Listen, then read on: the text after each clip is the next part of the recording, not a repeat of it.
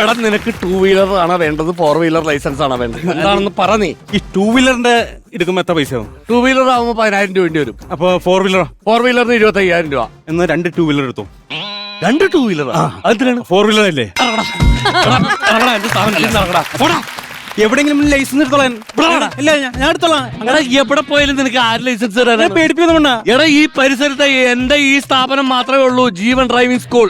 ഈ ജീവൻ ഡ്രൈവിംഗ് സ്കൂളിന്റെ പ്രത്യേകത എന്താണെന്നറിയാമോ? എന്താണ്? ഇവിടെ പെണ്ണുങ്ങളെ ഡ്രൈവിംഗ് പഠിപ്പിക്കുന്നത് പെണ്ണാണ്. ഓ അതാണല്ലേ പെൺ ഡ്രൈവ്. ആണുങ്ങളെ ഡ്രൈവിംഗ് പഠിക്കുന്നതാണോ ആൻഡ്രോയിഡ്?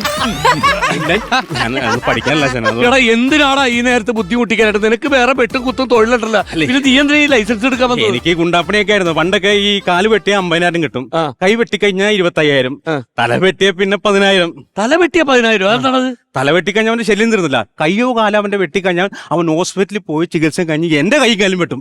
അങ്ങനെ ഞാൻ ഹോസ്പിറ്റലിൽ കിടന്ന തന്നരോ പൈസ.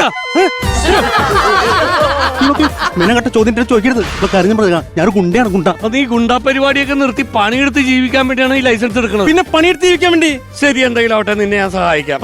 പക്ഷേ ഒരു കാര്യം ഞാൻ പറഞ്ഞേക്കാം. എന്താ? ഈ നിമിഷം മുതൽ നീ എന്റെ ശിഷ്യനും ഞാൻ നിന്റെ ആശാനുമാണ്.